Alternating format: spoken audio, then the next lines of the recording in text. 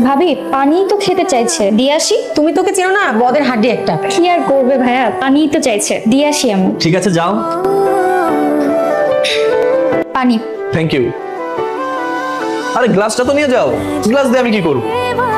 তোমার নামটা জানো কি? কেন, আপনি আমার নাম জানেন না? একদম ঠিক। কি 2 দিন ধরে যে আমার নাম ধরে সবাই ডাকছে, আপনি কি শুনতে পান নাই? শুনেছি, কিন্তু তুমি স্পেশাল ভাবে আমাকে বলোনি। তো এখন আমাকে কি করতে হবে? তুমি একটা কাজ করো, আমার জন্য যাও 1 কাপ কফি নিয়ে আসো। আর আমি এখন ওয়াশরুমে যাচ্ছি, ওয়াশরুম থেকে ফিরে যেন দেখি তুমি কফি হাতে নিয়ে দাঁড়িয়ে আছো।